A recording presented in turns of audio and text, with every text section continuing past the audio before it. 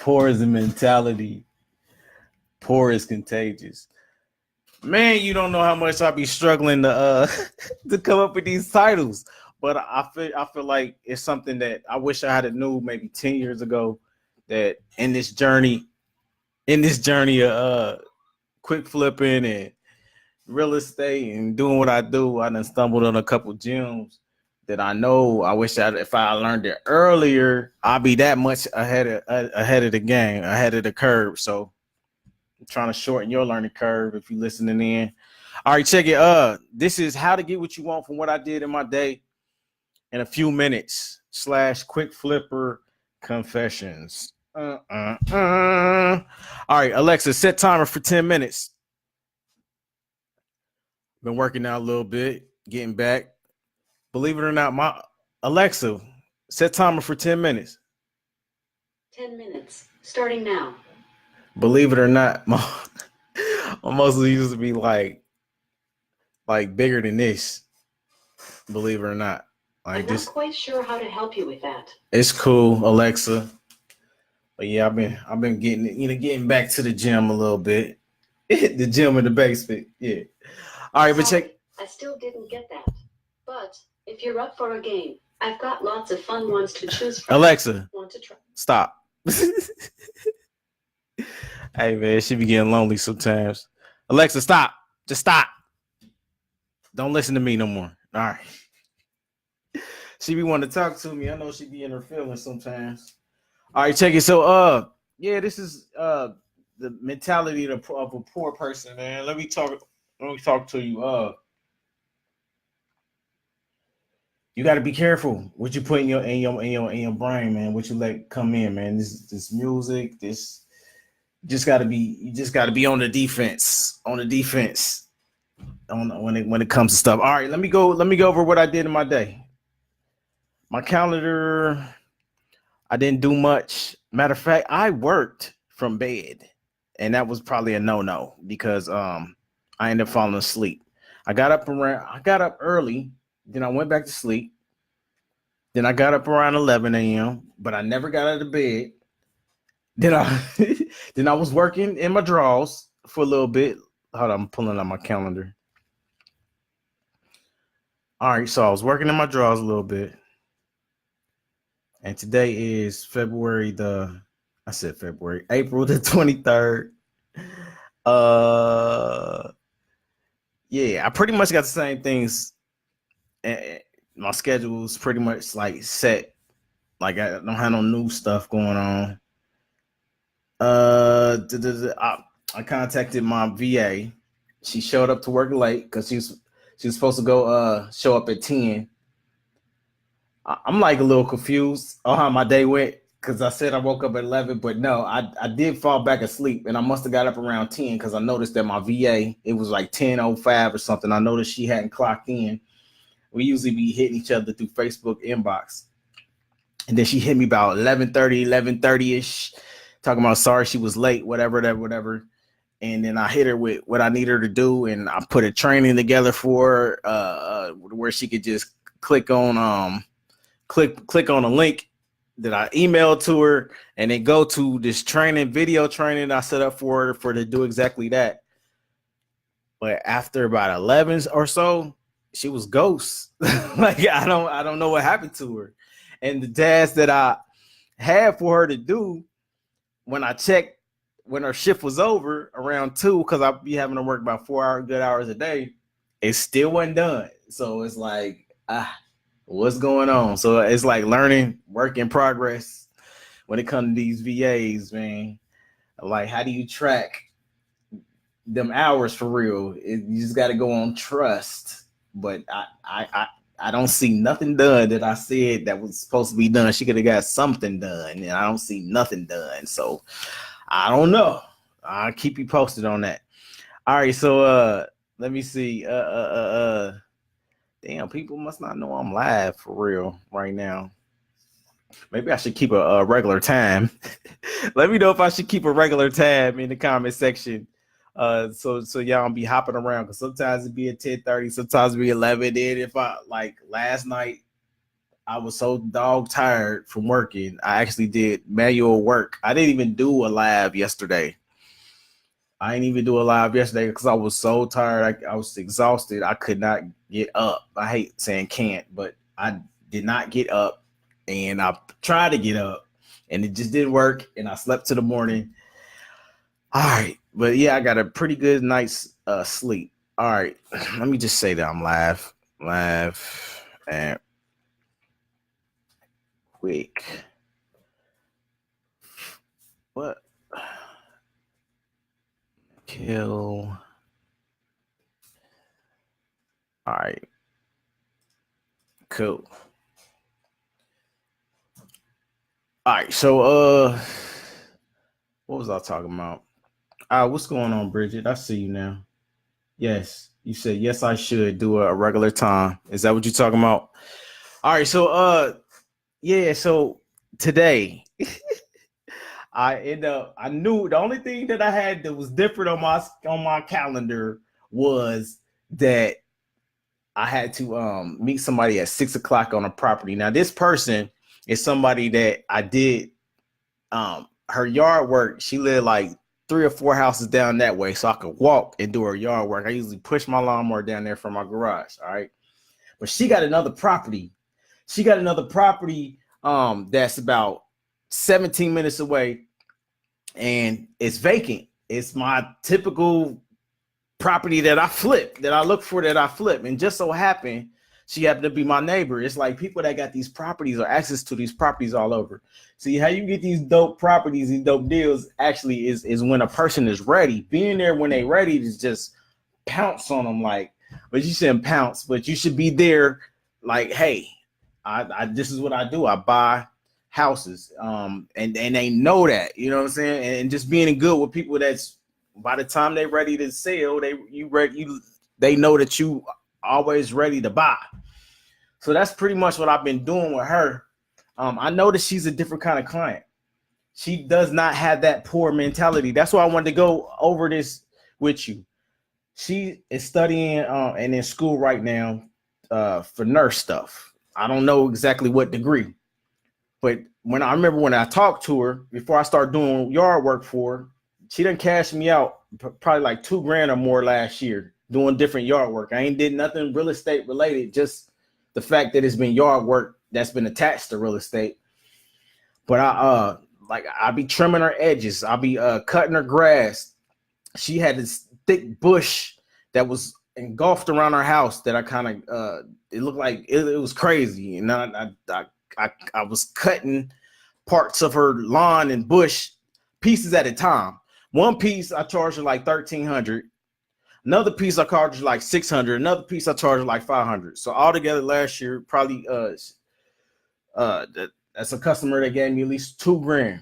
All right. But all that time she's had a property, and I'm noting about it too, that she grew up in. Her mother passed away, left that house, and it's just sitting. And it's sitting because it's sentimental to her. But and she knows that I buy houses like that, but she says she's not ready to get rid of it. So what she'll do is, because that it be vacant, grass be needing cut. She's a single woman now, so she'll have me go over there and cut the grass. But the whole time it's sitting, and we was talking about this yesterday. She was like, I'm not ready to give it up, that house. Maybe next year, but not right now. It's too much sentimental value. And I was like, yeah, I understand what you're saying, but just be cautious of how much sentimentalness can cost your pockets. That's what I told her. Like, it can cost your pockets. You paying taxes on this house. I ain't say this part, but people like that, they're paying taxes on the house. They're paying somebody to go over there and cut me, ding, ding, ding. So I'm still getting paid off the house, even though it's not mine to flip or nothing.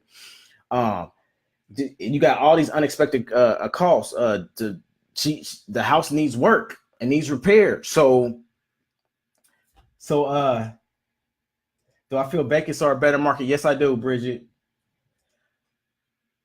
Yep, you called me this time. That's what's up. Yeah, I do feel vacancies are a better market for me personally. I don't know if everybody feels that way, that flips like how I do, but I like vacant. I love vacants. More vacant, the better. And not the longer, the better. But if it's been like a significant amount of time, the better. All right, so Yeah, so the house is vacant, and that's a motivation of a seller. Vacant, not somebody that don't have the money for repairs. Right now, she does not. But I know her mentality. That's why she doesn't have a poor person's mentality. She's on a budget, and she knows she don't have the money right now because she's in school. She's spending all this time in school so that she can get a degree, so she can get more money. And that's what a non-broke person mentality people do. They might not have the money, but they still, how can I get the money? And if anybody hang with me and they say that they can't, or I'm gonna definitely correct them, like in the loving way. Like, I think, how can I? And I look for people that I do business with, that work with me, that I want as clients. I look for people to be like, how can I? How can I? Maybe they don't have the money, quote unquote, but how can they get the money? I want them to think like that. Alexa, stop. Hold up. Alexa, set timer for 10 minutes. 10 minutes, starting now. All right, so to me, she's a good client, even though she don't be having a lot of money. She didn't have a lot of money last year when she gave me all the monies, but guess what she did? She said that, how can I mentality. She said, can I make payments? And I said, yes. So she might pay me $200 one time or $300 another time. So she was giving me monthly payments to equal the amount that she owed me for this job. And we just wrote it up, wrote a receipt, wrote a little contract, and we kept it moving. But at the end of the day, everything was paid. And that's the way we doing it on this job too, for this vacant house she got around the corner that she got sentimental ties to. She gave me about $120 on it. But she was making a payment on what I did for her the day before at her regular house. So she only got like 40 down on a $500 payment for this house over here. But she ended up giving me about 120 or something. Don't quote me, 100 something. All right, so I'm cutting her grass. I took my chainsaw. Extra, so you can make extra money if you got chainsaw, a lawnmower. I got one of them electric ones through Cobalt. If you want, I'll drop a link in the description in the comment section or something, so you can have access to the tools that I use. But they all use the same battery, no gas, because I don't know. I just don't like buying the gas. I just enjoy electronic stuff and new age technology. So I took all my tools over there. They use the same battery. So I got the blower. Hey, door open, and I'm doing a live. All right, that's all right. All right, I gotta get to that in a minute. I'm doing like training, and going through training, and I'm going through like a mini college course with somebody, and we kind of like, I'm helping somebody get through that. So I'm about to get to that in a minute. All right, so I'm doing her grass. I got all these equipments and tools that I use to make extra money on the side, and it helps me with my flipping business because I can go over there and mow the grass, cut the yards, make the house look a little bit nicer than when it did before, which adds a couple points and increases the value just immediately like that when you got certain houses. So I'm over there hooking her house up, and I got my headphones on, listening to good audio. You always want me to listen to audio, learning something constantly. So I'm listening to audio, and then I look up and I notice this neighbor next door. She's sitting on the back porch and she's saying something to me, and I didn't hear none of it because I had my headphones on. So I lift my headphones on. I say, "Did you say something?" And I noticed she was like in a conversation. Said, "I guess it was with me, but I ain't hear nothing." I said, "What did you say?" And she was like, "Yeah, I was wanting to get my grass cut. You do this for a living?" I said, I buy and I sell houses, but yeah, I do this on the side." And she's like, "Okay, well, leave your number. I want to get your information so you can give me a quote and tell me how much." Because me and my sister, she's older, wants want our grass cut. Because usually I'll just be out here cutting. I'm like, all right, cool. I ain't say it like that, but I was like, "Yes, ma'am." I usually say yes, ma'am, and yes, sir. And I was like, all right, cool. So cut the grass. And then I was like, you know what? I don't even care what she about to pay me, but I do want to know what she would be willing to pay me. And then I was thinking about the video we talked about the other day about branding, about are you a Lamborghini or are you a Toyota Celica? Like, what's your brand? Like, I want my brand to be Lamborghini or Cadillac or some expensive type. So more than likely, most people can't afford me because I go the extra mile. All right, I pick up the trash in your yard. I don't just mow over it. I pick up trash around. I pick up sticks. I move stuff out the way. I treat it like it's my yard. Matter of fact, I might treat it better than my yard because some stuff that I do for other people, I don't even do for my own yard.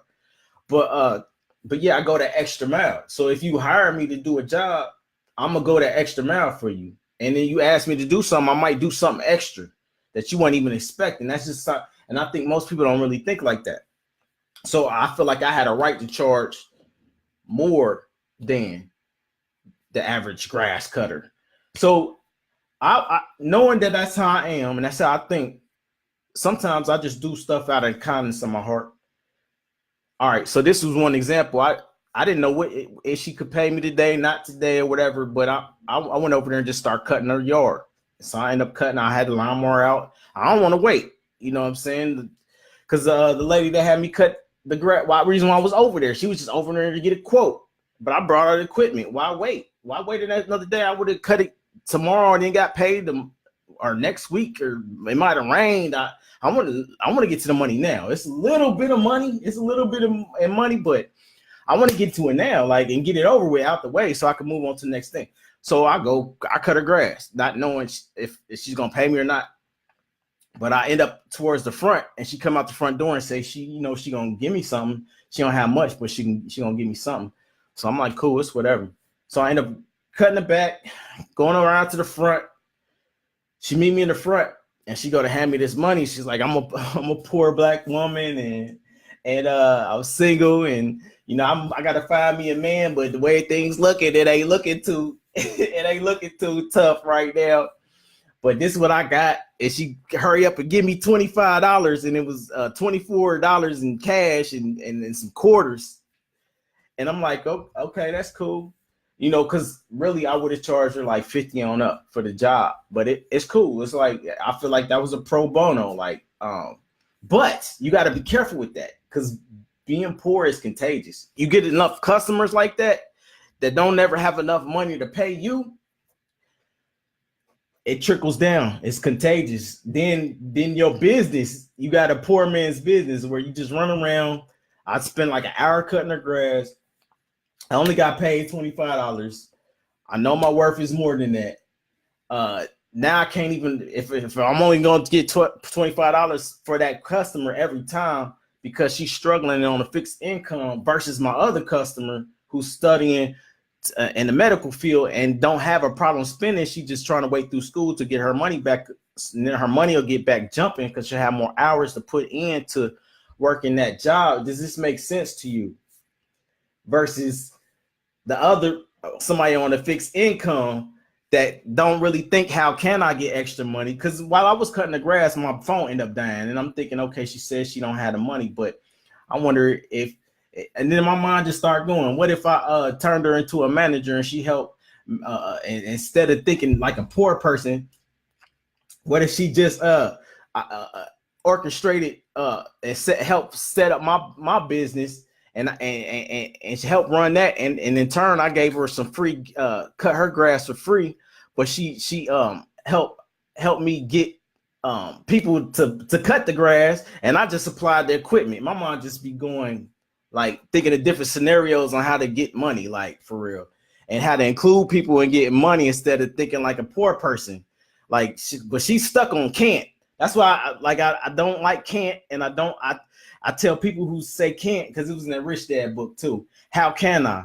When you say can't, it stops everything and your mind shuts down. I can't do it. It's not, and you think no way, I can't do it. But when you think how can I, that's when your mind opens up. Like, okay, I can't do it this way. I can't. But all right, this way won't work.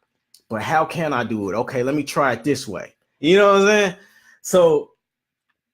So that's what I'm thinking. Like, how could she afford to pay me $50, or what could she do? That's what I'm thinking. But some people's brains is so stuck and not ready for this. I know you ready for it, but people's brains are so stuck in that world. You just got to be careful about hanging around people like that, because they brains is contagious. That poor mentality can be contagious, and just like the rich mentality can be contagious. That's why I stay in these books and stay looking and learning from people that know more than me. That can't versus how can I mentality. I didn't think of that. That didn't come from. I learned that. You know what I'm saying? I learned that. Now I put my own spin on it about it being contagious, because it is. If you think about it, it's contagious. You hang around people that's broke, you're gonna 5 people that's broke, you're gonna be the 6th one. Like people that's poor, you're gonna be the next poor. People that smoke crack, you're gonna end up smoking crack. I mean, that's just the way it goes. Birds of a feather.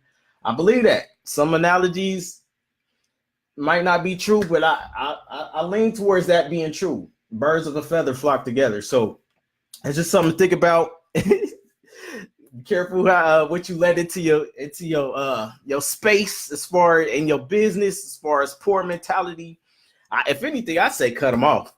Like if it's any type of, unless you're just trying to do some charity work, Alexa, stop. Unless you're just trying to do some charity work, or you just feel like looking out and blessing somebody for a discount, like I do sometimes, like I did today, that's cool. If not, unless you want to be poor, I don't think you can help a lot of people, poor people being one of them. But I think rich people can help more people being rich. You can help a whole hell of a lot more people being rich than poor. So that's the avenue that I'm choosing as I go and continue my journey. If that makes any sense, just be careful who you do work for and who you hang around, and you should be good to go. Look for the mentalities, because they out there. They're easy to spot. I could tell the way she looked down and she rushed and handed me the money. I could tell all that. Her speech, I'm a poor. I could tell, you can see all that. So just be conscious of all that. And I didn't even bring my phone out or nothing. I just wanted to get that point across today. Let me see. Oh yeah, I guess I could tell you this. When I was cutting the grass, this other dude hit me about this house. Basically we had a conversation. I was texting him back and forth. I asked him, did he want to give me the house and the buyer take care of the taxes? And he said, yeah, he's definitely willing to consider that. But see, not all houses you get for free or $1, however you want to look at it, because the dollar is the earnest money deposit, in case you ain't figured that out. Not all houses that you get for free is a good deal. This one is probably not a good deal for somebody. I might be able to make some money off of it, like a quick 1,000. But it's not the greatest of deals. Not all. You got to know your quick flipper calculations. I got a quick flipper calculator that I can that's definitely going with the system that we putting together behind the scenes. Let me see what else. And then I had a dude hit me. I was excited. Yeah, and I almost forgot it ain't even in my notes. I was excited because what's going on, Shan? I see you. And L'Oreal, Deanna, I see you. Hey. All right. Appreciate the likes and the loves and the hearts and all that. All right. And the shares. All right. But yeah. I was excited because I do a lot of networking. I do bandit sides. I do marketing, but I never did postcards. And I got my first. You hear me? I got my first.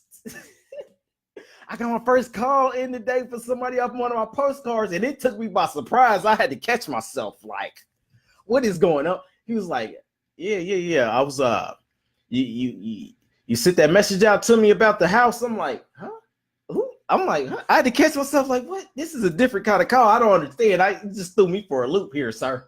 So I'm like, can you tell me about you the one that messaged me? I'm like, okay, oh, postcards. Okay, you got a letter from me. Okay, all right. Yeah, you called me. I kept it real. I kept it all the way real. I was like, look, you caught me by surprise. I'm used to getting houses and buying houses, but I'm not used to getting. You are the first person to call me from a letter that I sent out, so I was geeked. I told him that. All right, so yeah, it's a yellow house. I think he wants a little bit more than I'm willing to give. He said he wanted 12,000. I think I would just offer him no more than 4, because I would definitely want to flip it, quick flip it for probably around 7-6 around that area. So I would definitely need a $2,000 profit. Yeah, but we gonna see how that work out. But I'm just geeked that I got that another form of marketing is working, and it's cool as hell. All right, but I share all that in the quick flipper training. Got to be a student, and I'll show you what I'm doing. Like break it down on how I'm getting these deals. All right, so I guess we can lead into that. If you want to if you want to buy a few minutes of my time for quick flipper mentorship, this is how you do it. Like, share this video on Facebook or YouTube, wherever you're watching it, and then inbox me for PayPal and Cash App information. All right, and we can talk about it. People hit me up all the time, like damn near daily, and my days do fill up quick, as you know. And I don't know how much longer I'll be able to offer this, but hit me up, and I can definitely point you in the right direction. All right? And I appreciate all the love and support.